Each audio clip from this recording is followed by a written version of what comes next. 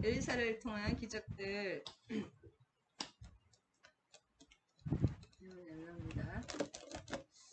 엘리사를 통한 기적들 3장입니다. 왕하 3장 성경을 꼭 펴놓으시기 바랍니다. 하나님의 말씀은 생명이 되시고 그대로 이루어주십니다. 내가 믿을 때 반드시 이루어주십니다. 자, 3장 요약을 하면 이스라엘 왕 여호사밧과 동맹하여 모압을 정벌한 내용인데 여호람이 이스라엘 왕 여호람이 남유다의 여호사밧 왕과 합력하여 모압을 정벌한 내용인데 했나요? 헷갈리네. 일단 했으면 복습이고 그 다음에 그러나 연합군은 패배의 위기에 처하고 엘리사를 통해서 하나님의 도움을 구했고 하나님은 엘리사의 믿음을 보시고 연합군의 승리를 예고하여 주셨습니다. 여호람 왕을 굉장히 좋아하지 않는 내용이 1절부터 나오죠. 자, 3장 1절입니다. 근데 1절부터 여기가 연대기가 1년이 착오가 또 나는 것입니다. 여기서 3장 1절 유다의 여호사밧 왕 18째 해에 18째 해 여호사밧 왕은 18년째 이제 남유다와 북이스라엘 항상 비교합니다. 아합의 아들 여호람이 사마리아에서 이스라엘 12해 동안 다스립니다. 10여 년 동안. 그래도 평균적으로 많이 다스린 편이죠. 그가 여호와 보시기에 악을 행하였으나 그의 부모와 같이 하지 아합이나 이세벨과 같이 하지 아니하였으며 이는 그가 그의 아버지가 만든 바알의 주상을 없이 하였습니다. 바알상을 다 이렇게 어느 정도는 좀 괜찮았어요. 그래도 아합의 아들치고는 굉장히 훌륭했습니다. 여호람이 남유다의 여호람과 북이스라엘의 여호람 이름은 똑같은 동명이인이라 그랬죠. 그가 느밧의 아들 여로보암이 행한 일을 그대로 했다는 것, 그 이야기입니다. 그래서 이 당시에는 여호람 왕이 했던 거 그대로 했다는 거죠. 여로보암 그런 거 우상 숭배와 이런 그런 거 있죠. 탐욕입니다. 그래서 이제 4절에 모압 왕 메사 모압이 이 당시 조공을 바치는 나라였는데 아합이 죽은 후에 이제 모압 왕이 이제 힘이 약해지면 배반하잖아요. 그렇게 지금 이스라엘을 배반하고 조공을 바치지 않고 그런 상태니까 다시 그것을 제압하러 이제 나가는 사마리 왕입니다. 여호사밧 왕과 남유다의 여호사밧 왕에게 사신을 보내서 7장에 쭉 나오죠. 7절에 여호사밧 왕의 아들 여호람은 또 저거잖아요. 아달랴 그 아합의 딸을 그러니까 며느리가 아합의 왕이잖아요. 여호사밧 왕이 그러니까 잘할 수밖에 없잖아요. 그런 상태입니다. 그래서 이 내용은 1절에서 3절 보면 여호람은 선왕 아하시아의 동생이었거든요. 아하시아가 일찍 죽었잖아요. 아하시아의 동생이었고 그렇기 때문에 아하시아도 아합의 왕이고 동생이기 때문에 이 사람 여호람 왕도 아합의 아들이죠. 동생이니까 부모와 달리 바알 종교를 제거하려 하였으나 완전히 근절하지는 못했습니다. 바알 산당을 주상을 없이는 하였는데 완전히는 근절하지 못했고 오히려 여호람 시대 후기에는 더 나중에 파렴치하게 더 바알 종교가 막 일어나는 거예요. 모습으로 들고 났습니다. 뒤에 10장에 보면 그 큰 이유는 왜냐면 이세벨이 이 당시 살아 있었습니다. 어머니 이세벨이 살아서 그 바알 아세라 그거를 완전히 이렇게 종교를 강하게 밀어주고 있었기 때문이다. 참 부모의 영향이 큽니다. 그래서 11장에 보면 여호사밧 11절에 보면 4장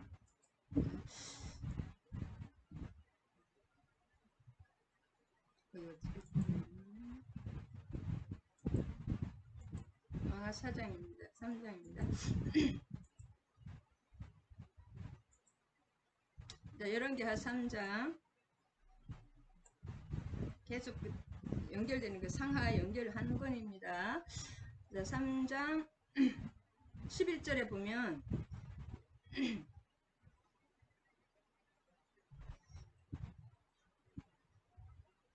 이게 무슨 내용 앞에 무슨 이스라엘과 유다 왕 여호사밧이 합쳐가지고 이제 모압을 제거 동맹을 맺어서 모압을 정벌하러 가는 길입니다. 그런데 중간에 물이 그 에돔 왕은 9절에 보면 에돔 지역으로 간다는 것은 에돔이 이 당시도 속국이었기 때문에 에돔하고 같이 이렇게 나가는 3개국 연합국으로 나갑니다. 모압을 정벌하기 위해서. 근데 10절에 보면 슬프다.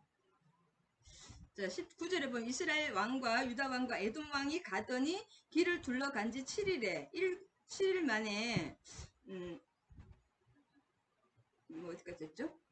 7일 만에 7일에 군사와 따라가는 가축을 먹일 물이 없는지라. 열대 지방에 거의 사막 지방에서 물이 일주일만 동안 갔는데 물이 없으면은 이제 전쟁이커녕 그 목말라서 탈수해서 죽을 수가 있죠. 전쟁도 못하죠.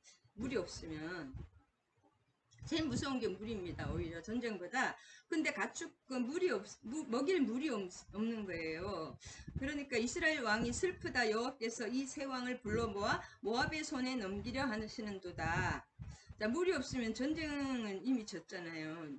목말라서 죽게 생겼죠. 전쟁하기 이전에. 그런 상황입니다. 그래서 여러 왕이 막 이렇게 요람이 막 이렇게 탄식을 하는 거죠. 10절. 근데 11절 여호사밧 왕이 굉장히 신실하고 믿음이 좋은 왕이었습니다. 여호사밧 왕이 우리가 여호와께 물을 만한 여호와의 선지자가 여기 없느냐 하나님께 기도하려 해보고 선지자를 찾는 거죠. 역시 여호사밧은 훌륭합니다. 이스라엘 왕의 신하들 중에 한 사람이 대답하여 이르되 전에 엘리야의 손에 물을 붓던 사밧의 아들 엘리사가 여기 있나이다. 여호사밧은 그 중에 아합 왕과도 사돈 관계였고 지금 이제 여호람과에도 뭐랄까 그 사돈이라 할 수 있죠. 그 아들 사돈의 아들이니까 그런 관계입니다. 그런데 선지자가 없느냐 여호사밧은 역시 믿음이 있으니까 이렇게 물으니까 그 이스라엘 왕의 북이스라엘 신하 지금 이게 여호람도 북이스라엘 있잖아요. 여기 엘리야의 손에 물을 붓던 사밧의 아들 엘리사가 여기 있는데 이 북이스라엘은 엘리야와 엘리사의 일을 너무나 잘 알아요. 가장 유명 인사고 그렇게 여호람 왕은 그래도 조금 신실했기 때문에 인정을 하죠. 자기 어머니 때문에 이렇게 좀 이세벨 때문에 그런 게 있긴 있지만 그래도 좀 선한 왕입니다. 여호람이. 근데 여기서 엘리야는 항상 그 갈멜산에 은둔을 하고 있었고 특별히 이렇게 뭐 예언을 할 때만 왕에게 왔는데 엘리사는 항상 그 사마리아 왕궁 근처에 거기서 있었습니다. 왕이나 그리고 왕이나 귀족들이 항상 엘리사에게 와서 상담을 하고 물었습니다. 그래서 엘리사와 엘리야의 거의 똑같은데 엘리야는 은둔 생활을 했고 갈멜산에서 엘리사는 사마리아 성에서 살면서 그 왕과 귀족들에게 직접 상담을 해주고 그리고 왕을 따라왔던 것을 알 수가 있죠. 이 당시에. 그래서 왕을 이렇게 측근으로 항상 따라 엘리야와 조금 다른 그런 것을 합니다. 좀 도와주는 그런 그 생명의 사역을 더 많이 하는 것 같아요. 엘리사가. 그 왕을 도와주러 온 것일을 할 수 있죠. 그렇게 지금 이 원정길에 엘리사 선지자가 따라왔으니까 여기 엘리사라는 선지자가 있다. 사밧의 아들 그 손에 물을 붓다는 것은 그 모세와 여호수아처럼 제자로서 이렇게 수종 들고 섬기고 존경을 따르는 게 손에 물을 붓는 것입니다. 손을 붓던 사밧의 아들 엘리야의 손에 물을 붓던 그러니까 다 알죠. 그러면 그 사람이다. 그렇게 신령한 사람이라는 걸 다 알죠. 이 왕들도.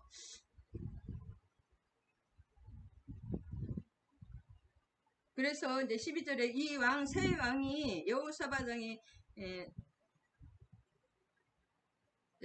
그 여호사밧 왕과 이스라엘 왕과 에돔 왕 세 왕이 지금 엘리사에게 급하게 찾아 내려갑니다. 엘리사가 이렇게 군중 가운데 있는지 하여튼 찾아갑니다. 아쉬우니까 이렇게 오라고 하는 게 아니라 직접 찾아가죠. 그만큼 엘리사가 지금 이 신분이 높다는 걸 알 수가 있습니다.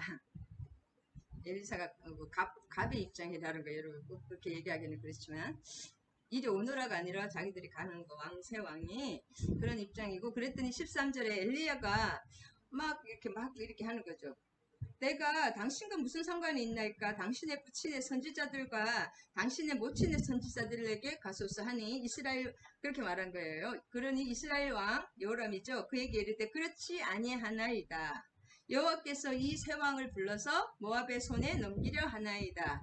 자, 이 말은 이제 그 엘리사가 응? 지금 어머니도 이세벨도 살아 있잖아요.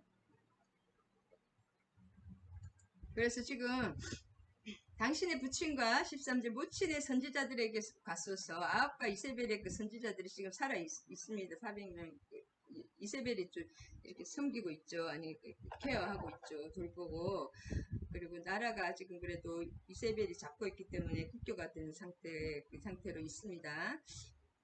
이 이후에 더 나빠진다고 그랬죠.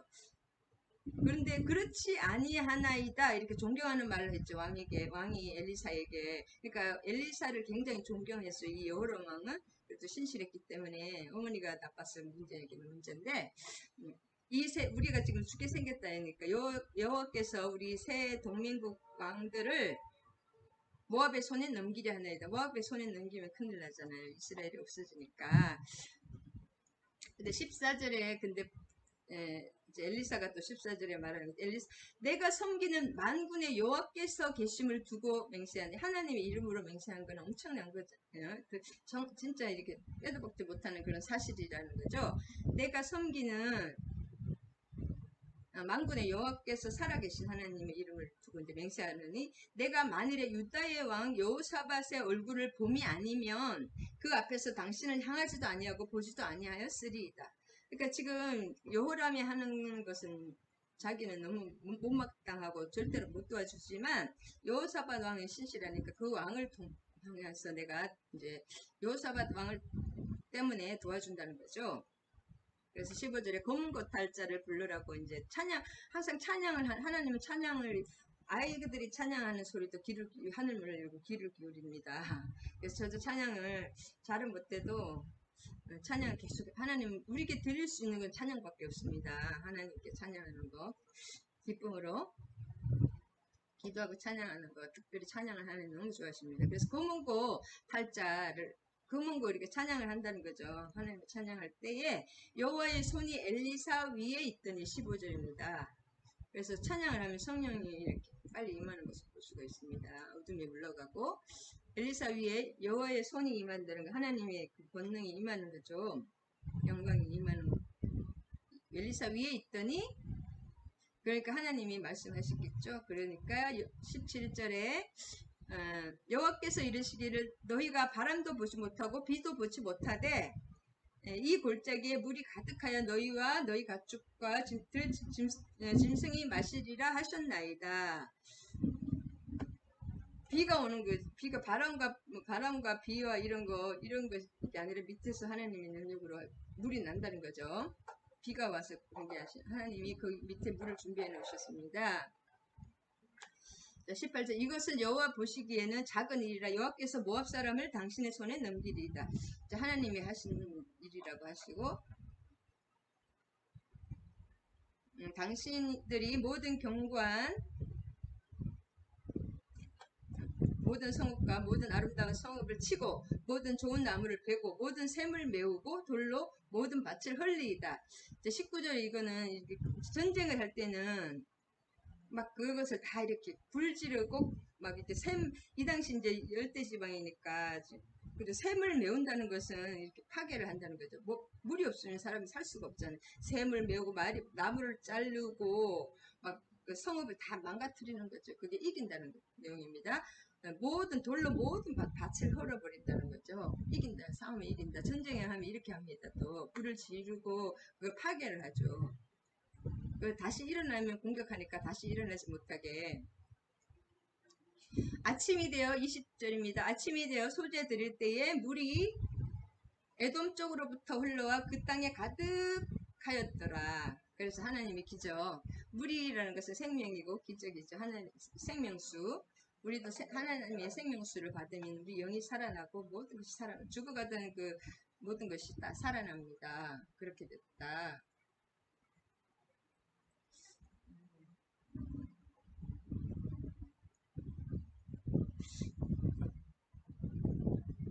그래서 24절 이 모압방 아까 누구죠? 모압방 그 사람도 굉장히 그 좀 결기가 있는 사람인 것 같아요.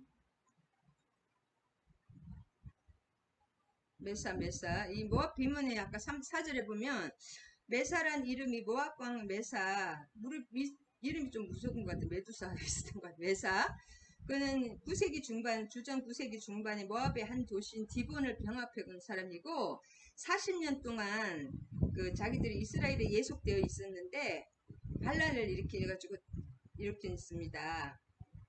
그래서 디본 비문에 보면은 모압은 그모스 신의 진노로 인해서 이스라엘 오모리 왕주로부터 큰 고난을 당했으나 메사 왕 시대에 와서 다시 그모스 신의 영광을 얻었다고 기록하고 있습니다. 그럼 이기겠다는 거죠. 그것을 그모스 이 모압의 이렇게 인신제사 그 끔찍한 인신제사를 지는 거죠. 일단 이때 이겼다.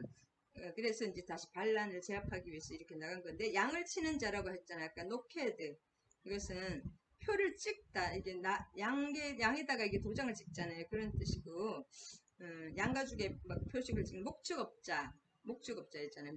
그러니까 이런 목축을 치는 그런 게 있죠. 사막에서 이렇게 유목민이었습니다. 메사 조공을 아까 뭐랄까 뭐 1000마리인가 뭐 몇천 마리 이렇게 매일 바치다가 양가죽으로 양껍질 같은 거 이렇게 양의 그 양털을 바치는 사람이었는데 이렇게 됐습니다. 그래서 오므리 왕이 이제 쇠퇴하고 아합 왕이 죽고 쇠퇴하니까 반란을 이렇게 자기들의 힘을 길러서 반란을 일으켰다. 그래서 여기가 이제 마지막에는 이 사람이 참 결기를 다해서 진짜 죽을 놈을 다해서 싸우신 것 같아. 적군이지만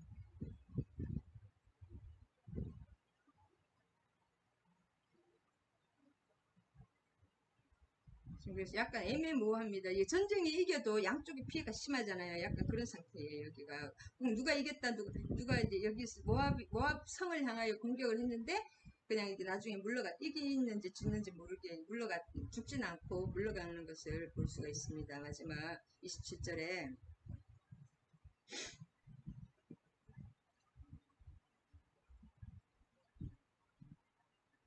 그래서 모압 왕이 전세가 26절에 막 이렇게 이제 싸우다 보니까 이제 자기가 모압 왕이 26절에 전세가 불리하니까 왜 에돔에게 가려고 했잖아요. 모압 왕이 에돔 왕에게로 가고자 했습니다. 모압 왕이 전세가 극렬하며 당하기 어려움을 자기가 질 것 같으니까 칼찬 군자 700명을 이끌고 싸움 제일 잘하는 정예군 700명을 이끌고 돌파하여서 이제 막 그런 거 있잖아요. 왕들 잘하는 사람 이 전쟁의 전술 전략으로 그것을 막 돌파하는 거 있잖아요. 그렇게 해서 에돔 왕에게 가려고 했습니다. 왜 근데 가지 못한다. 왜 에돔 왕에게 가려고 했다는 것은 그때 원래는 에돔하고 저기 모압이 하나였습니다.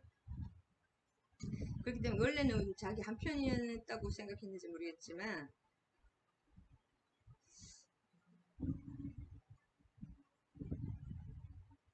하여튼 그런 정확한 그거 전쟁의 그것까지는 우리는 알 필요는 없고 하여튼 그렇게 돌파해서 에돔이 또 약해하니까 에돔을 좀 점령하려고 그랬는지 또 한편이었으니까 이렇게 뭔가 동부하려고 했다. 근데 가지 못했다. 그러면 이스라엘이 이겼다는 것을 알 수가 있습니다. 그래서 모압의 성읍이 25절에 보면 크게 공략되었다. 모압 왕이 필사적으로 이스라엘과 유다 및 에돔군의 포위망을 뚫으려고 했다는 것은 이게 포위가 당했다는 거죠. 그래서 엘리사의 예언대로 18절과 19절 예언대로 동맹국의 승리였기는 했습니다. 그래서 우리들에 대한 어떤 어려움이 오더라도 하나님께 기도함으로써 그걸 배워야 됩니다. 하나님 앞에 나아가야서 해결해야 됩니다. 하나님의 역사하심을 기다리며 인내해야 됩니다. 그래서 그 하나님의 나라에 것은 세상의 법대로 세상의 법으로 그러니까 내 힘과 내 능력으로 막 노력으로 또 인맥으로 해결하는 그런 것들은 세상의 그 힘으로 살아가는 내 힘으로 살아가는 거라면 하나님 나라에 들어온 사람들은 특징은 그 기도에서 하나님과의 관계, 내가 평소에 그러니까 하나님 관계가 없던 사람은 해결이 안 되겠죠. 평소에 하나님과의 관계가 좋으면 하나님 앞에 기도하면은 그 하나님의 능력으로 반드시 우리가 이해하지 못하는 방법으로 해결이 더 좋게 되어 있습니다. 그것이 믿는 사람들에게 꼭 나타나야 되고 그것이 특징입니다. 그런 나타나는 것이 특징입니다. 그래서 그의 나라와 마태복음 6장 33절 그 보면 그의 나라와 하나님의 나라와 하나님의 의를 구하라. 그리하면 이 모든 것을 너희에게 더하여 주리라. 그것이 주기도문 그 앞부분의 그 요약본인데 하나님 나라를 구하면은 하나님 나라와 하나님의 의, 하나님의 옳게 생각하는 거, 또 예수 그리스도라고 하시죠. 예수님이 십자가를 쓰고 모든 죄를 부활하시고 예수님의 그 일을 그런 걸 제일 중심이긴 하고 하나님의 나라를 구할 때 천국 복음을 주셨죠. 그래서 예수님이 우리에게 단순히 이렇게 우리 영원한 생명 죽어서 영원한 생명만 주신 것이 아니라 이 땅에서도 그 천국 복음을 전하셨어요. 이 땅에서 천국 그것을 누리는 방법은 하나님 앞에 나아가는 것이다. 그리고 하나님과의 관계를 회복하는 것이다. 그리고 기도하는 것이다. 기도와 하나님과의 관계가 하나님 앞에 거하는 것입니다. 하나님 앞에. 내 죄를 해결을 해줘. 회개하라 천국이 임하였느니라. 회개하라 하늘나라가 온다. 내가 내 생각대로 하는 거에 어떤 문제와 일마다 때마다 그것을 내 생각에는 요렇게 해야 돼. 이렇게 그 생각이 있잖아요. 사람의 상식. 그걸로 하는 것이 아니라 일마다 때마다 하나님을 여호와를 인정하면 하나님이 인도해 주시고 회개하면 천국이 임합니다. 그래서 전체적인 그 두루뭉실하게 뭔가 막 천국이 임한 그런 것도 있지만은 천국이 임한다는 것은 하나님의 나라라는 것은 하나님의 통치예요. 어떤 공간 이런 뭐 공간이 있다고 또 우리가 모르는 차원이 다르기 때문에 우리는 그걸 자세히 모르지만 하나님이 완전히 통치하심에 들어가는 거예요. 하나님의 나라라는 것은. 그래 하나님의 통치하심에 들어가는 것은 하나님의 뜻대로 행해야 되는 거죠. 어떤 일마다 때마다 하나님의 뜻은 무엇일까? 이것을 내 뜻은 이건데 하나님의 뜻은 어떤 것인가? 그것을 구하는 것이 회개하는 거예요. 하나님의 뜻대로 돌이키는 거예요. 내 뜻대로 하지 않고 기도해서 아니면 말씀대로. 예수님이라면 어떤 걸 기뻐하실까? 하나님은 우리가 그 미래에 잘 되는 것을 원하죠. 남을 해코지 하는 거 이런 걸 원하는 것이 아니라 하늘의 지혜대로 하나님의 뜻대로 일마다 때마다 할 때 하늘나라가 임합니다. 일마다 때마다 하나님의 나라가 임하고 또 우리는 이 땅에 살기 때문에 조금씩 또 공격이 있으면 영적 공격이 치열하기 때문에 그때 그 일마다 때마다 어저께 성령님이 주신 감동은 하나님의 뜻을 구하는 거예요. 그것이 회개입니다. 회개라는 것은 뭐 죄를 용서하는 건 죄를 회개하는 것도 회개하는 거지만 완전히 방향을 바꾸는 거죠. 내 뜻대로 하지 않고 하나님의 말씀이 원하는 대로 하나님이 기뻐하시는 대로 방향을 바꾸는 것이 회개입니다. 회개하면 천국이 반드시 임합니다. 어떤 일마다 때마다 하나님 너무 거창한 걸 원하지 않으면 작은 일에 하나님의 뜻대로 하나하나 행하는 것이 기뻐하십니다. 그리고 하나님은 결국 우리의 행복을 원하세요. 네. 죄를 이렇게 이 세상적인 그 육신의 죄 이런 걸 다 끊고 하나님과 영원히 함께하는 것이 하나님의 목적이고 그것을 위해서 우리를 항상 인도하고 훈련하고 계십니다. 그리고 하나님 중심으로 사는 나라, 하나님의 통치를 받는 나라가 하나님 나라인데 세상 나라는 만문신 그 돈과 육신의 건강과 돈, 명예 이런 것, 그러니까 세상적인 그런 모든 이 세상을 목적으로 하고 있습니다. 이 세상이 다 죽고 나서 그런 걸 생각지도 않고 이 세상에 잘 먹고 잘 살고 출세하는 것이 목적이고 돈 많이 벌고 건강한 거 이런 것이 이제 목적이라면 가족들이 잘 되고 세상적으로 그러면 하나님 나라는 이 세상은 잠시 잠깐 있다가 떠나가는 것이고 하나님 나라 영원한 그 전체적인 것을 다 봅니다. 그래서 영원히 잘 되는 그런 것이 중요하고 이 땅에서는 그런 것을 준비하는 거 이 땅에서부터 하나님과 함께하고 하나님 나라를 연습하고 준비하고 또 내가 넘어지고 자빠지고 시험 중에도 그 하나님 나라에서 하나님께 가서 기도하고 하나님 뜻대로 해결해 나가고 하나님의 뜻대로 또 모든 것을 공급받고 그리하면 이 모든 것을 더하리라 주기도문에 그 하나님 나라와 하나님의 의를 구할 때 우리의 그 의식주는 하나님이 채워주십니다. 그 다음에 병고침 그 주기도문에 그 세 가지 내용 있거든요. 일용할 양식이라는 것은 모든 필요를 채워주시는 거예요. 그렇다고 부자가 되겠다 이런 뜻보다는 필요한 것을 다 채워주시는 일용할 양식, 영육간에 영혼육에 다 필요한 것을 채워주시고 우리가 죄 문제를 또 해결해 주십니다. 하나님은 예수 그리스도의 보혈로. 그 다음에 마귀의 시험 문제를 해결해 주십니다. 그것이 전체적인 거 다거든요. 이 세상에 물질 문제도 해결해 주십니다. 하나님 반드시. 하나님의 나라 안에 들어간 사람은 그렇다고 막 팽팽 놀면서 기도만 하라는 뜻이 아닙니다. 하나님이 그 뜻대로 하라는 거죠. 하나님은 우리가 또 열심히 일하는 것을 원하십니다. 그리고 더 중요한 게 하나님 앞에 나아가고 하나님 앞에 항상 이렇게 관계 회복, 하나님과의 관계가 회복이 돼야지 사람과의 관계가 회복됩니다.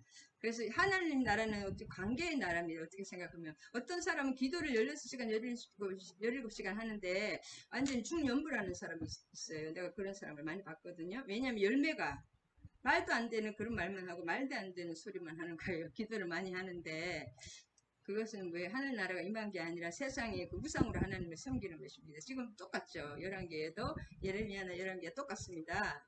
그 결과는 안 좋습니다. 열매가 반드시 거짓 선지자들이 제일 먼저 그 피해자가 하나님 제일 싫어하는 게 거짓 선지자고 왕들이죠. 그리고 교회 지금 11개 상하라든지 이런 사람들이 다 교회 열심히 이 당시는 제사에 열심히 다 신정입니다. 다 신정고 다 하나님 섬기는 사람이에요. 알고 보면 겉으로는 우리보다 훨씬 100배 하나님밖에 모르는 왜 예배드리고 금식하고 이런 것이 그런 사람들입니다. 이방인은 없어요. 여기서 얘기하는 사람들이. 예레미야와 11개 상하에서는 이방인은 바벨론 이런 이방인, 모압 이런 데가 이방이죠. 그래서 참 우리의 현실입니다.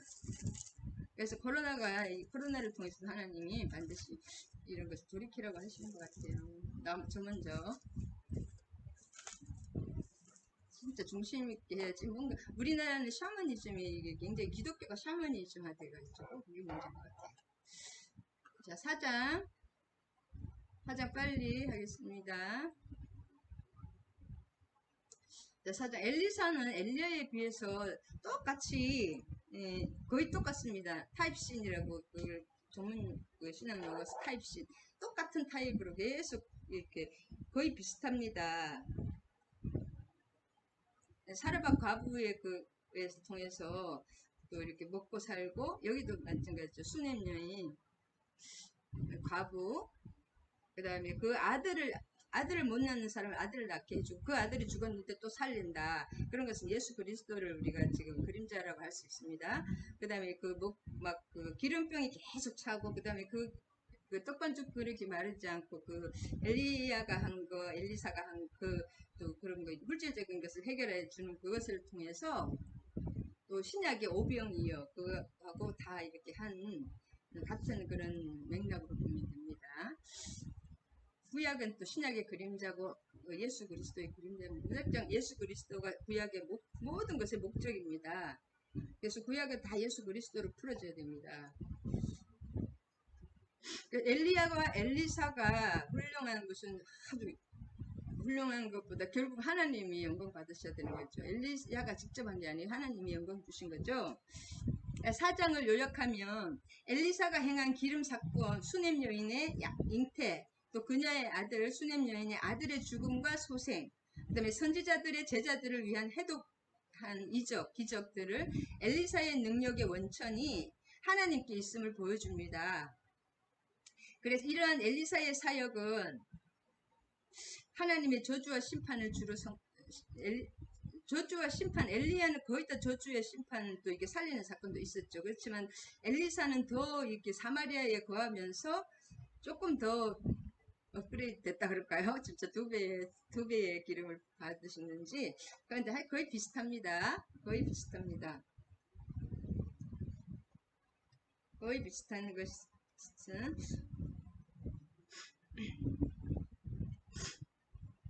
그래서 여기서 선지자의 중에 아내 중에 한 사람이 이것을 우리 신학자들과 좀 깊이 연구, 이 사람이 누구냐면은 우리가 그 앞에서 왔던 누구지?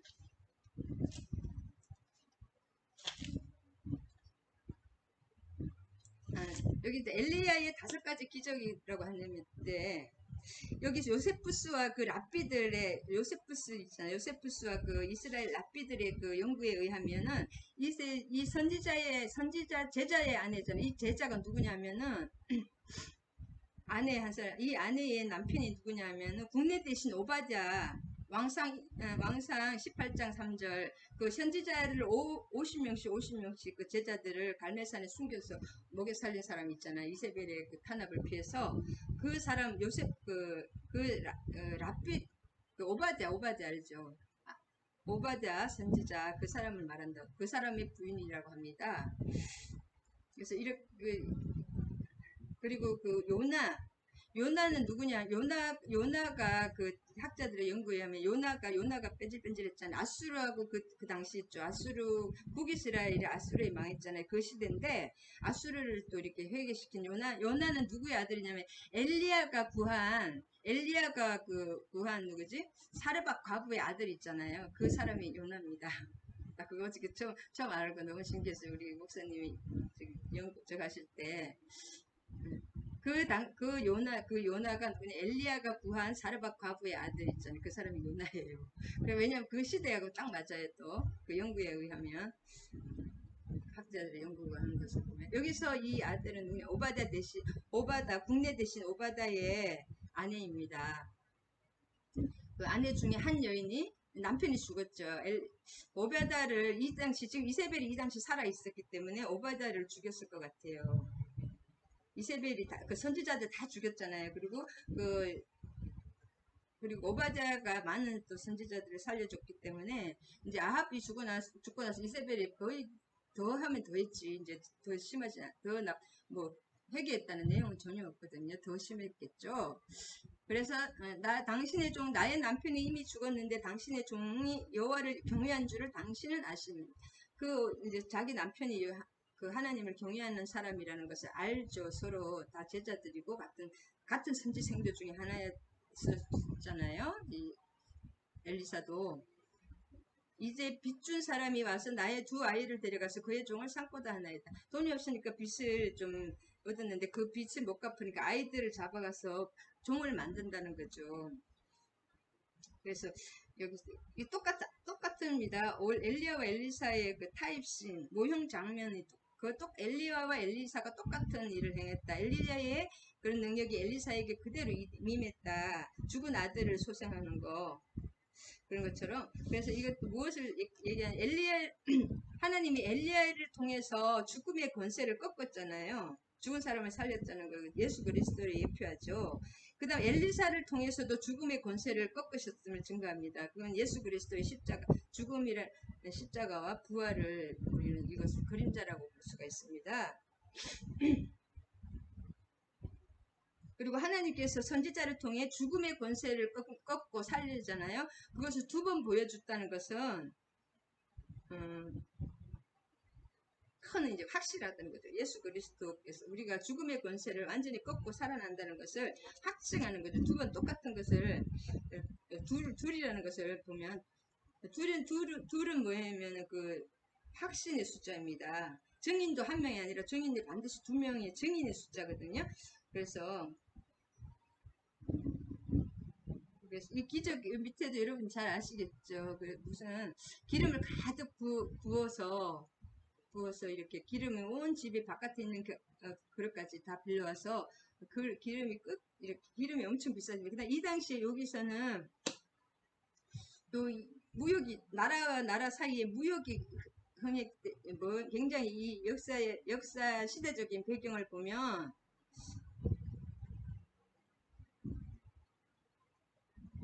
그래서 그래서 종살이, 돈을 못 부르면 종살이로 이렇게 시켜야 되는데,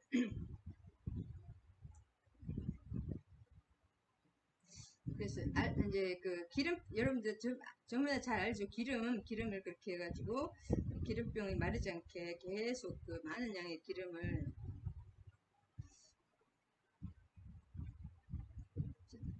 그래서 우리가 좀 믿음의 그 빈 그릇을 조금만 빌리지 말고, 빈 그릇을 온데 그냥 더 빌려왔으면 더 좋았을 거예요. 이제 빌릴 데가 없어요 하니까 기름이 딱 끊어졌잖아요. 그래서 우리가 믿음의 그릇을 키워야 된다. 그 기름이라는 것은 성령의 기름이라고 할 수, 진짜 복은 성령의 그 기름 부음이시잖아요. 그래서 기름이라는 그런 또 그 신학적인 뜻도 있기 때문에, 그럼 4장 4절에 보면 너는 두 아들과 함께 들어가서 문을 닫고, 들어가서 문을 닫으라는 것은 뭐예요? 이게 골방이 이렇게 남들이 사람들한테 막 나타내지 말고 이렇게 하라는 거죠. 그래서 이것도 딴 데 뭐 4장 5절과 21절, 33절, 6장 32절에도 계속 나옵니다. 들어가서 문을 닫고, 이런 것이 왜냐하면 하나님이 베푸시는 은혜의 비밀한 것을 특징, 하나님과 우리 인사는 1대1로 베푸시는 그런 비밀과 그런 비밀이 있어야 됩니다. 하나님이 나에게만 주는 그 하나님이 그 비밀 은혜의 비밀이 있는 특징입니다. 하나님도 우리 사랑하는 애인에게도 애인만 할렐루야 애인에게도만 딱 이렇게 뭐 선물을 주잖아요. 근데 그 선물을 떠벌리고 하면 그게 그 애인에게만 주는 것이 아니라 이상하게 되는 거잖아요. 뭐 다른 사람에게 똑같이 다이아몬드 막 뱃사람에게 똑같이 줘. 그러면 그게 가치가 없잖아요. 그래서 하나님은 하나님과 나만이 아는 그 비밀스러운 어떤 그런 그 은혜를 주시는 특징이 있습니다. 그 계시록에도 있죠. 하나님과 나만이 아는 이름을 새겨주신다. 그래서 예수님도 기도할 때 내 골방에 들어가 문을 닫고 은밀한 중에 계신 내 아버지께 기도하라고 하셨잖아요. 은밀한 중에 보시는 내 아버지께서 갚으시리라. 마태복음 6장 6절 66입니다. 그렇죠. 엘리사도 하나님의 그 기적을 나타내기 위해서 문을 닫고 은밀하게 하나님께 기도했습니다. 33절에 보면. 그래서 우리가 하나님께 그 골방에 우리 이제 신약에도 보면 바리새인들은 막 사람들한테 떠벌리고 막 이렇게 하잖아요. 그래서 외적인 그런 것도 중요한 것, 외적인 것보다는 하나님 내적으로 먼저 이렇게 하나님과 관계가 되면 때가 되면 하나님도 드러내십니다. 꼭 필요하시면. 그래서 하나님의 비밀스러운 은혜의 특징, 그것을 또 나타냅니다. 들어간 문을 닫고, 그것이 계속 많이 나와요. 한 4-5구 나옵니다. 그래서 이게 우리가 하나님 하나님 나라는 다 주시는 건데, 그럼 믿음의 그릇이 작은 사람은 있잖아요. 저도 제 모습 누구를 폄하하는 것이 아니라, 참 믿음이 어쩌래 저렇게 작을까 답답해. 그러니까 그 사람에게 하나님이 은혜를 주실 수 있는 거예요. 뭐 물질을 많이 주면 그 사람 당장 그 교만에 있어서 돌아가요. 돈 100만 원만 있으면은 막 온 세상을 가진 것처럼 뽕뽕거리는 사람한테 100만 원을 줄 수가 있어요? 없어요?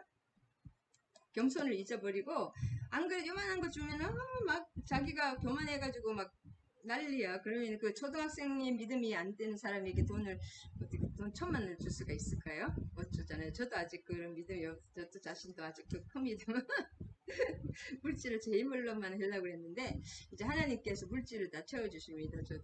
저 이게 물질 들어오는데 10원도 없잖아요. 여러분, 하나님께서 제가 이런 말 반드시 채워주셔요.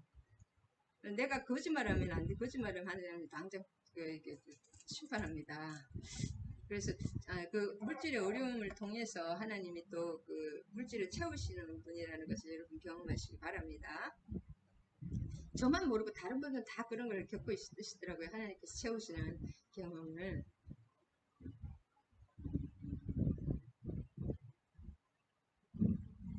그래서 아까 4장 6절 믿음의 분량대로 그릇에 다 찬지라.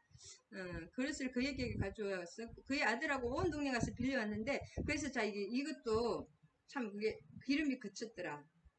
이 아들과 평소에 이게 관계가 좋았던 사람들이면 더 많은 사람과 관계를 하고 많은 사람을 이렇게 말 한마디라도 냉수라도 많은 사람과 나눴다면 더 많은 것을 가져갈 수가 있잖아요. 그래서 이것도 많은 많이 나누고 이렇게 많은 이렇게 다른 사람을 위해서 중보를 많이 해주고 많은 사람을 중보해주면 더 많은 것을 빌려올 수가 있잖아요. 그릇을 그분들에게도 기름을 또 나눠줄 수가 있잖아요. 그래서 믿음의 그릇이 커야 된다. 이 마늘에 딱 하나의 그릇만 빌렸다면 하나에만 딱 채우고 끝입니다. 그 믿음의 그릇이 딱 하나만 채우고, 믿음의 그릇이 큰 것도 있지만 많은 개수가 많다, 크다, 양이 있다, 많은 거잖아요. 그래서 믿음의 그릇이 만약 두 개로 채워주고 끝났지만, 믿음의 성도들이 믿음의 분량대로 은혜를 베푸시는 것입니다. 요한복음 10장 10절. 요한복음 10장 10절 여러분 아시죠? 그 다음에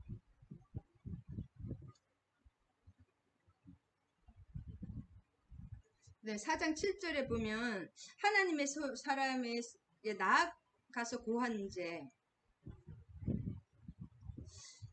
그래서 담긴 기름의 소유자가 누구예요? 기름의 소유자는 하나님입니다. 4장 7절에 그래서 이 여인이 하나님의 사람에게 나아가서 말하니 그가 이르되 너는 가서 기름을 팔아 빚을 갚고 남은 것으로 너와 두 아들이 생활하라 하였더라. 하나님은 반드시 영육간에 다 채워주십니다.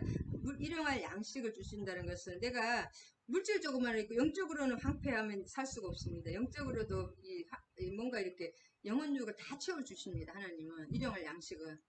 돈은 많은데 완전히 멘탈이 없어. 그러면 그 사람은 하루를 잘못 이상하게 되죠. 악한 마귀가 어떻게 할 수도 있잖아요. 그래서 영혼육의 일용할 양식은 다 우리의 모든 필요를 채워주시는 것입니다. 그 다음에 죄 문제를 해결해 주시고 마귀의 유혹 문제를 해결해 주신다. 그것이 하나님 나라의 특징이다. 자, 이렇게 하면 이 사람은 누구에게 공급을 받은 거예요? 이 선지자를 통해서 받았지만 결국 하나님께 물질의 필요를 공급받는 것을 알 수가 있습니다. 그러면 이 사람이 신실했던 사람이잖아요. 여호와를 경외한 줄 알잖아요. 그 선지자만 그런 게 아니라 그 사모도 아내도 그런 어느 정도 그런 비슷하게 돌아가고 비슷한 그런 경외함이 있었겠죠. 그래서 이 당시에는 하나님이 이적으로 생긴 기름을 팔기는 분명히 저는 같은 기름이 있어도 팔지를 못할 것 같은 생각이 옛날에 들었거든요. 누가 남에게 그냥 주는 건 한 번도 돈 받고 팔지는 못할 것 같아요. 저 생각에는. 저 동생은 뭐가 있으면 잘 팔고 많이 받고 그러는데 저는 이렇게 돈 받고 그릇 시작은 그렇게 못하는데 이 당시에는 기름을 이 당시 이스라엘은 옆에 나라들이 많았잖아요. 그래서 밀과 기름과 유향 등을 갖고 주변 국가와 계속 무역을 하였습니다. 에스겔서 27장 17절에 보면 무역 나라예요. 이스라엘도 알고 보면 솔로몬도 무역을 통해서 나라가 부강했거든요. 그래서 그 무역을 할 수 있는 그런 게 많았다. 8절 하루는 그 날 수넴에 이르니 거기에 한 귀한 여인이 그를 강권하여 먹게 하였으므로 엘리사가 그곳을 지날 때마다 음식을 먹고. 자, 이 당시 엘리야는 어떠냐면 갈매산, 예를 들어 엘리야처럼 갈매산과 이스라엘의 라합의 포도원이 있었던 곳이고 라합의 별장 궁전이 있는 곳이잖아요. 이스라엘. 그래서 갈매산과 이스라엘을 왔다 갔다 했습니다. 그리고 사마리아에 거주를 했죠. 그렇지만 또 선지자이기 때문에 자기의 조용한 시간, 하나님과 독대하는 시간이 필요했기 때문에 갈매산과 이스라엘을 왔다 갔다 많이 했습니다. 사마리아에 주로 많이 거하긴 했지만 그러면 그 중간에 수넴의 지방이 있습니다. 그러면 지나가는 그런 길입니다. 그날이었다. 8절. 그래서 문자적으로 항상 귀한 여인이 그를 관건하여 거기에 한 여인이 있었다. 이르렀더니 그곳을 지낼 때마다 어떤 그를 관건하여 음식을 먹게 한 귀한 여인, 거기에 한 귀한 여인이 있었다는 거죠. 이 사람은 8절에 이 사람은 귀한 여인, 이 사람이 굉장히 수넴이 오늘은 지역 이름이 술람이라는 뜻입니다. 술람 지방입니다. 술람 미하고는 틀린데 술람 이름이 수넴이 오늘은 술람으로 바뀌었습니다. 동일한데 무깃도 남방에 있는 그런 이스라엘 평야에서 바라보이는 그런 중턱에 있는 수넴인데 귀한 여인의 귀한은 게돌라라는 뜻이 귀한 키 큰 그렇게 그런 것을 보아서 이 사람이 부유하고 그 다음에 남편 덕등의 부자가 된 여인 부유하고 그 돈이 많고 부유하고 귀한 여인 그런 뜻입니다. 게둘라라는 뜻이기 때문에 여기가 귀한 여인이라는 것이 있다. 귀한 여인. 근데 아들이 없는 거죠 한마디로. 다른 건 다 남편도 훌륭하고 돈도 많고 다 귀하고 근데 남편이 부자라는 뜻입니다. 왜냐면 이 당시 여자들은 힘이 있는 게 아니잖아요. 이 사람이 그 라피들에게 의하면은 아비삭의 누이 동생으로 선견자 이또의 아내였습니다. 선지자 이또, 선지자와 선견자는 다릅니다. 선견자 이또의 아내였다고 하는데, 이또의 아내입니다. 하여튼 여자의 이름은 안 나오고 귀한 여인이라고 나왔죠. 그래서 여러분 그 내용 다 아실 것입니다. 그래서 너무 선지자를 위해서 방을 하나,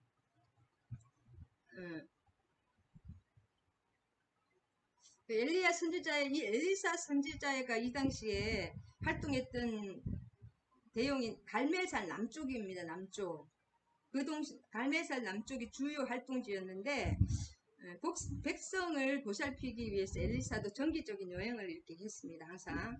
그래서 이 사람이 하나님의 거룩한 사람인 줄을 내가 아노니 계속해서 엘리사를 대접해 오던 수넴 여인은 그가 이렇게 딱 보면 알죠. 하나님의 귀한 사람임을 스스로 고백하고 있습니다. 하나님의 사람이요.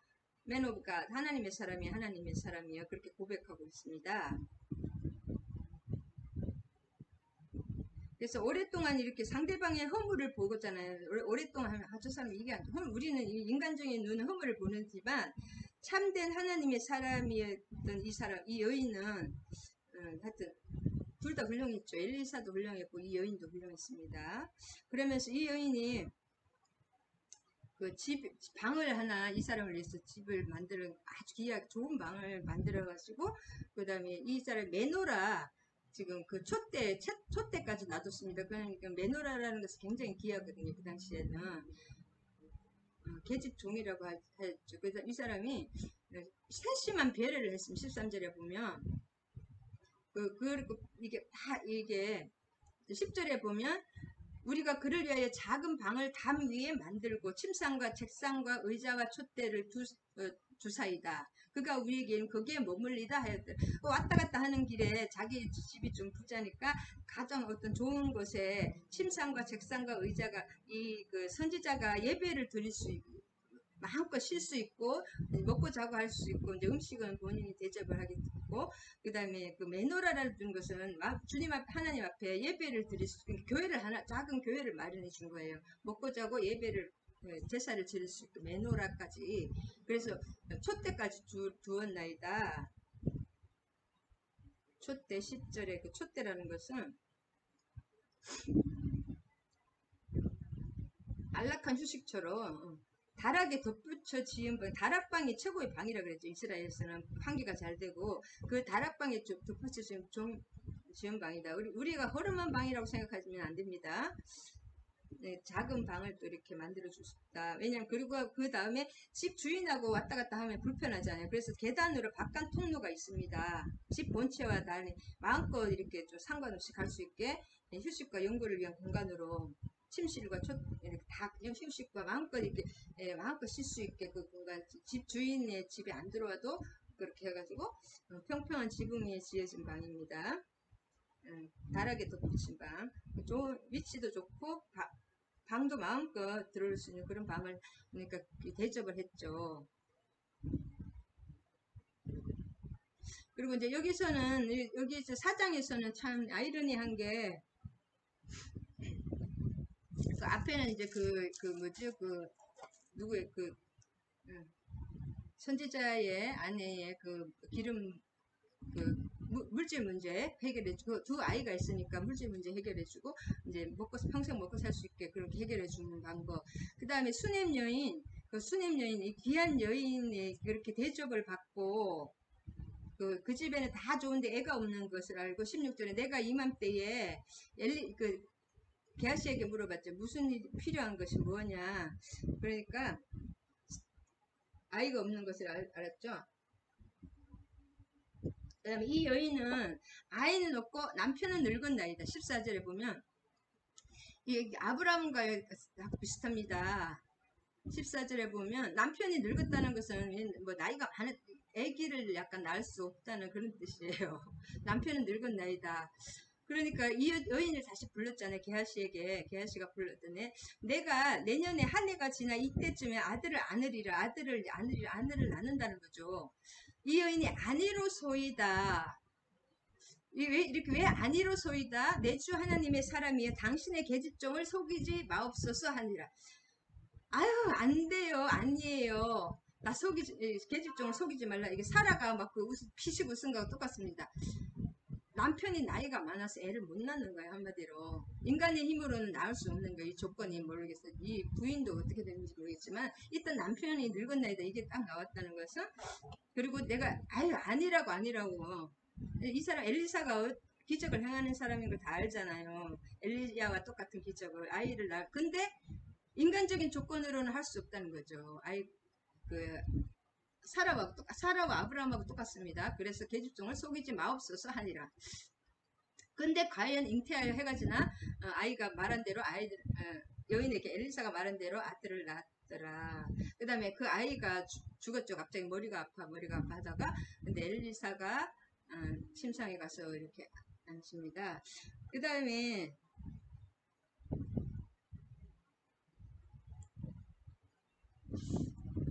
그래서 이런 것들이 이제 우리 신약의 오병이어와 사람을 살리는 예수 그리스도의 그 부활, 그리고 이거 실은 저도 우리 기도하고 보면 우리 신종 어머니도 죽을 거 살아난 것 같아요. 살아나면은 하나님의 은혜는 어디 갔는지 없었는데 우리 목사님도 어저께 얘기하는 거 보니까 교통사고 나와서 그분이 멀쩡하게 타박상만 입고 살아났다고 하시더라고. 기도하고. 하나님 우리는 죽을 것도 살아납니다. 믿는 자에게는 누구나 이런 능력이 옵니다. 믿지 않아서 문제지. 그 다음에 4장에서는 또 두 가지 기적이 또 막 옵니다. 두 가지 기적이 또 있죠.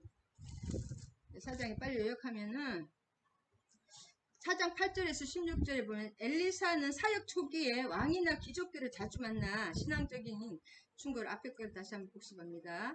자, 8절에서 16절. 그래서 자주 왕래, 그래서 갈멜산과 이스라엘 또 왕래를 했습니다. 왜냐하면 그 시내에 갈멜산에 좀 머물면서 시내에서 그 왕과 귀족들에게 계속 상담을 해주고 또 주민들을 보살폈어요. 그래서 길목에 수냄성이 있었는데 이 성에 사는 기부인 이렇게 주의 종을 하면 하나님이 그걸 또 반드시 갚아줍니다. 이 당시 선지자들은 뭐 아무것도 없잖아요.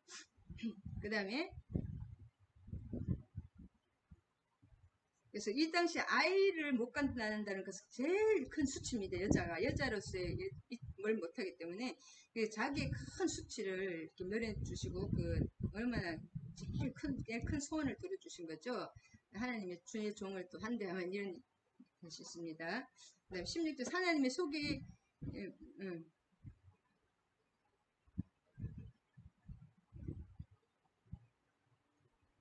자 18절에 보면 이제 이 노래 추수꾼 수냄 여인의 남편을 가리키는 품삯을 받고 일하는 일꾼 추수꾼들에게 나가서 아버지에게 이르니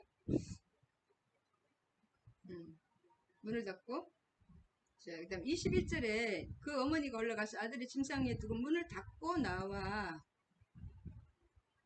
자, 하나님의 축복으로 얻은 그 아들을 엘리사가 다시 살릴 수 있다고 믿은 거예요. 그 아이가 죽으니까 21절에 보니까 그냥 포기한 것이 아니라 아들을 하나님의 사람의 침상 위에 두고 문을 닫거나, 아이가 죽었잖아요. 이미 뭐 맥박이 없다거나 그 사망 그런 게 확인됐는데 그 아까 엘리사가 머무는 그 침상에다가 두고 나온 거예요. 이 어머니의 믿음도 좋죠.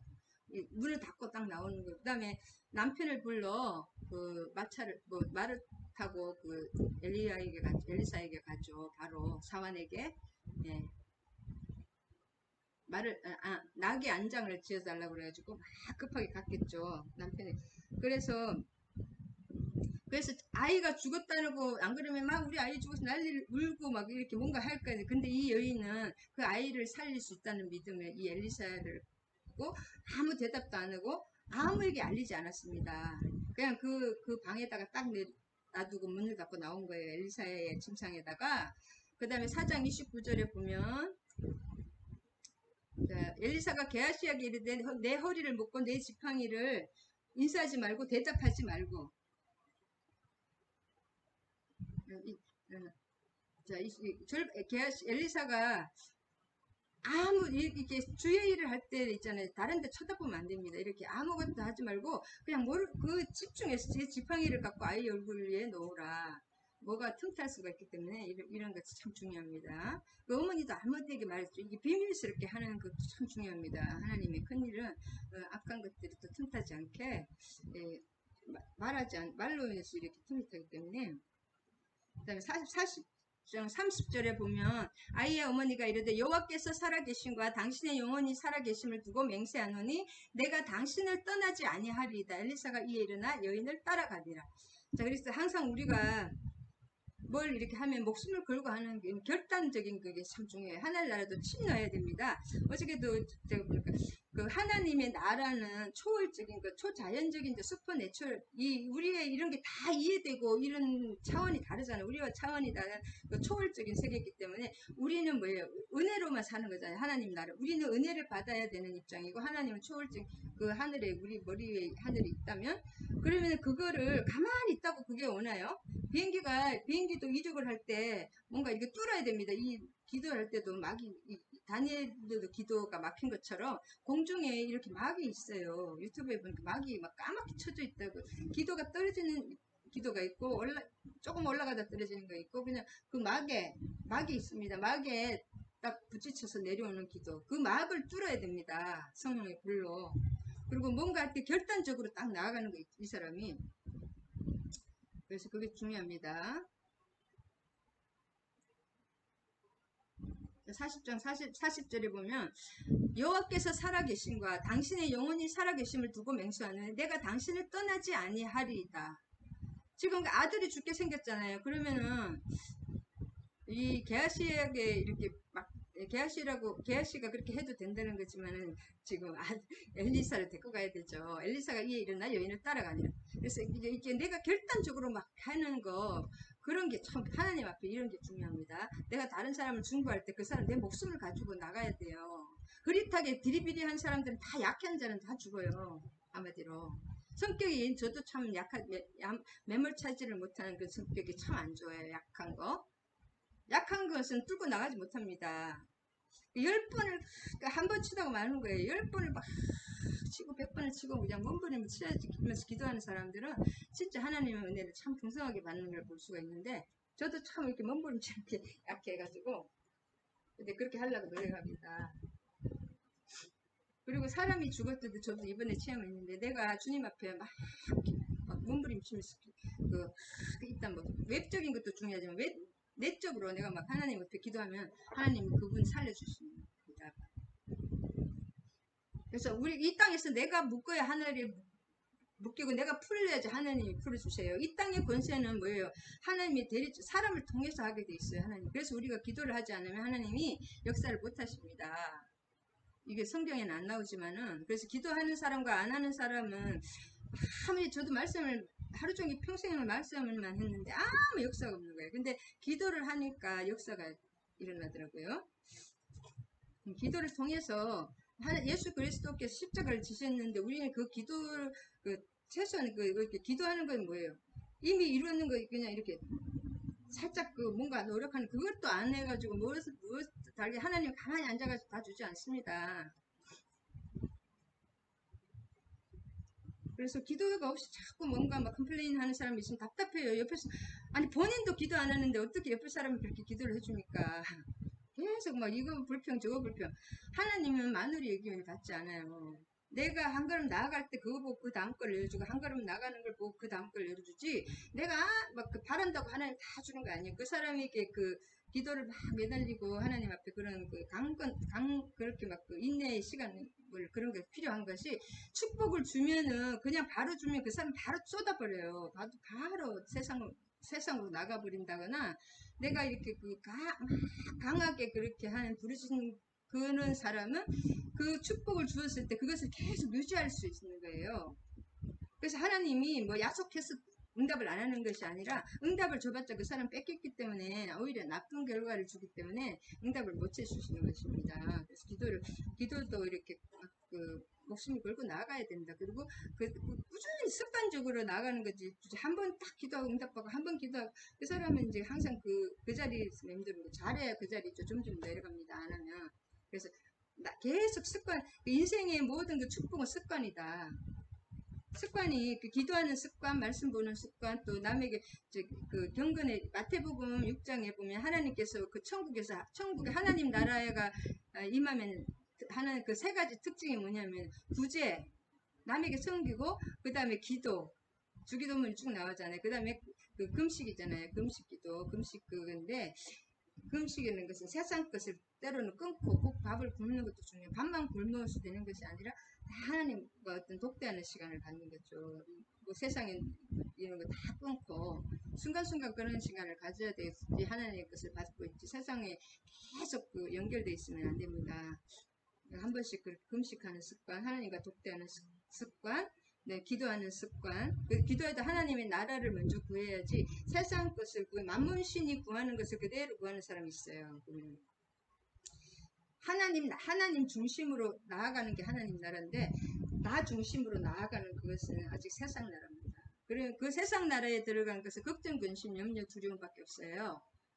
그런데 하나님 나라에 들어가면 일단 평안하고 행복합니다. 특징. 세상 나라는 아무리 돈을 많이 벌고 명예 원하는 거 다 가져도 항상 불안해요. 그 세상 나라의 특징은 불안이 특징입니다. 두려움과 불안. 그래서 30장 당신의 이 엘리사가 그 여인을 따라가니라. 게하시가 이렇게 해서 결국은 살아났죠. 그 아이도 31절에 보면, 그 지팡이를 아이의 얼굴에 놓았으나 소리도 없고 듣지도 않는, 돌아와서 엘리사의 그 아이가 깨지 않았나이다 하니라. 아이가 생명이 없다는 거죠. 그 다음에 그래서 32절에서 37장 보면은, 엘리사의 누가는 보면 기도만 해라고, 자기는 기도를 안 해요. 우리 보고 기도해달라고. 기도를 받을 그 믿음의 그릇이 없는데 어떻게 응답이 됩니까? 그리고 본인이 기도 안 하는데 남이 기도하니까 얼마나 그게 능력이 있겠어요. 남의 도와주는 것 뿐인데 이렇게 옆에서 붙들어주는 건데,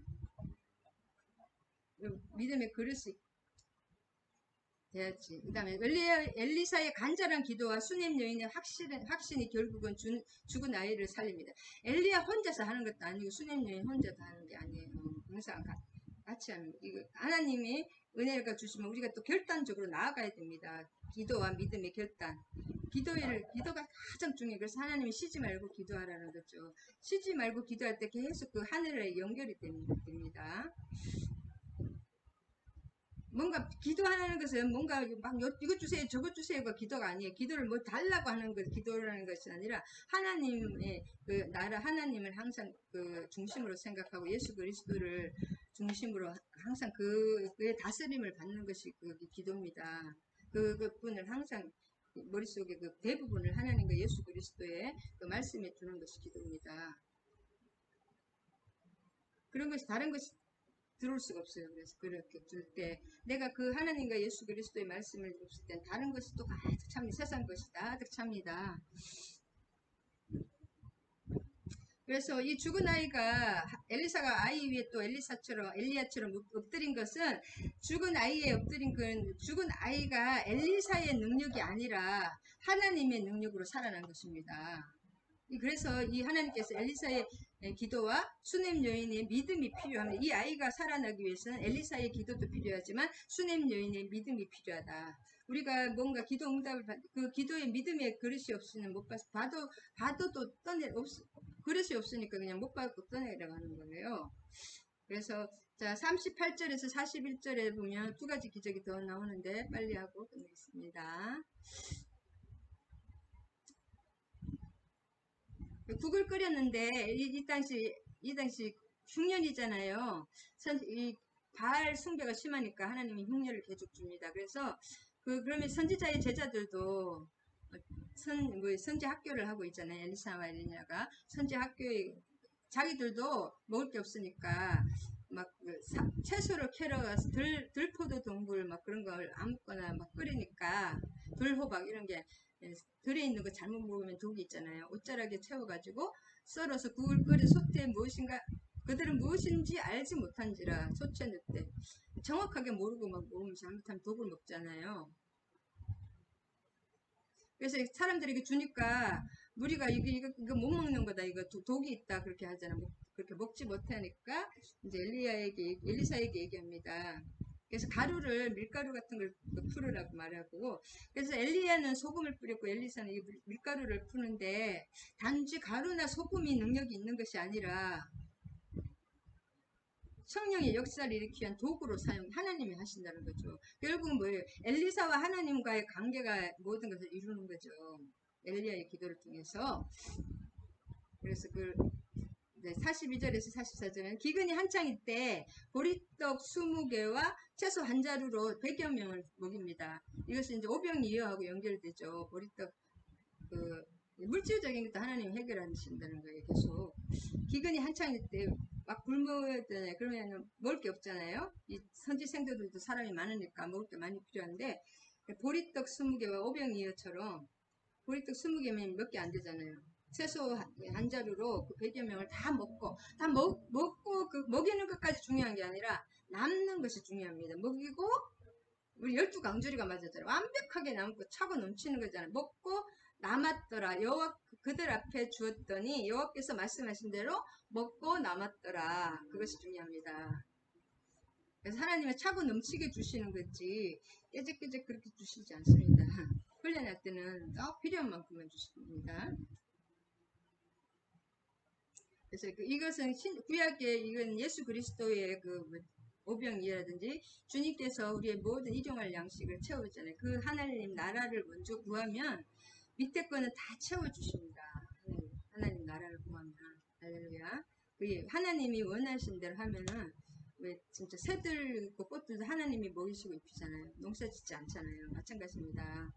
내 힘으로 먹고 사는 것이 아니라 하나님 나라는 하나님의 은혜로 먹고 삽니다. 할렐루야. 오늘 여기까지 하겠습니다. 주님 감사합니다.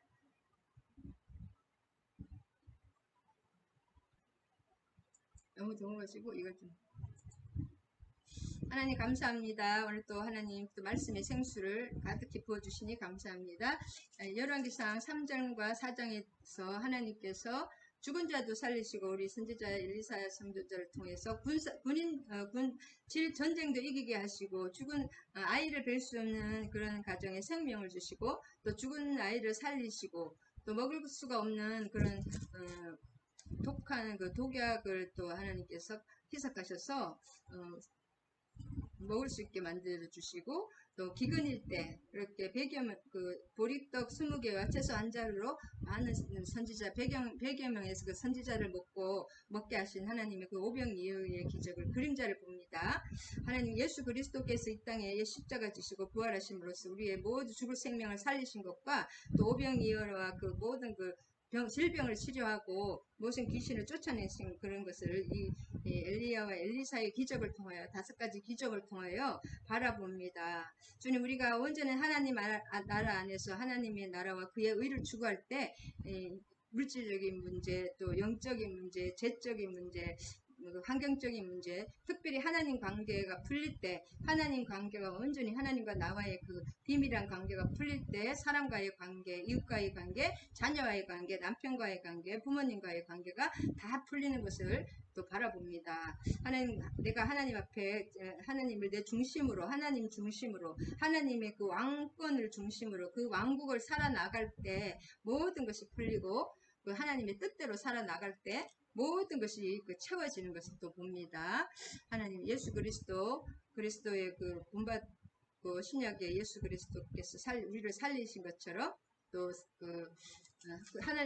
그의 나라와 그의 의를 구하라. 그리하면 이 모든 것을 너희에게 더하여 주리라. 내가 물질적인 것을 추구하는 것, 세상적인 것을 추구하는 것보다 하나님께서 원하시는 거, 하나님 중심으로 하나님의 나라를 살아가면서 이 땅에서 온전한 그 천국의 부요함과 차고 넘치는 그 천국을 누리게, 물질적, 영적, 육적, 혼적 모든 것, 그 사람 관계적으로 차고 넘치는 그 하나님 나라, 새하늘과 새 땅의 그 역사를, 에덴의 그 풍요한 역사를 이 땅에서 온전히 누리고 회개하라 천국이 임하였느니라. 내 생각을 버리고 하나님의 뜻대로 하나님 나라를 온전히 누리고 찾아 누리는 저와 우리 지체들이 되게 하여 주실 우리 하나님께, 예수님께 찬양드립니다. 모든 말씀 우리 주 예수 그리스도 이름 받들어 감사드리며 기도드립니다. 아멘. 아멘. 감사합니다. 하나님, 언약의 하나님, 여호와 하나님, 그 언약의 말씀, 오늘이나 어제나 영원토록 변치 않는 하나님의 말씀을 믿고 그 언약 약속의 말씀을 믿고 온전히 붙들며 말씀과 기도로 또 나누고 기도하며 또 금식함으로 나아가는 저와 우리 지체들이 되게 하여 주시옵소서. 아멘. 아멘. 주기도문과 축도하심으로 예배 마치겠습니다. 하늘에 계신 우리 아버지, 아버지의 이름을 거룩하게 하시며 아버지의 나라가 오게 하시며 아버지의 뜻이 하늘에서와 같이 땅에서도 이루어지게 하소서. 오늘 우리에게 일용할 양식을 주시고 우리가 우리에게 잘못한 사람을 용서하여 준 것 같이 우리 죄를 용서하여 주시고 우리를 시험에 빠지지 않게 하시고 악에서 구하소서. 나라와 권능과 영광이 영원히 아버지의 것입니다. 아멘. 아멘. 이제는 우리 주 예수 그리스도의 한량없는 은혜와 하나님의 극진하신 사랑과 성령님 강한 사랑의 통치하심과 사랑의 역사하심이 함께하신 모든 지체들과 그들의 가정에 자녀와 또 부모님에게, 자녀에게, 부모님에게 또 함께하신 우리 술래미 권사님과 정소희 목사와 모든 그분들의 가정에, 이 나라 이민족 위에, 앞으로 있을 대통령 위에 이제로부터 영원히 함께 하실 것을 축원하옵나이다. 아멘. 아멘. 할렐루야. 사랑과 축복합니다. 기도하십시오. 할렐루야.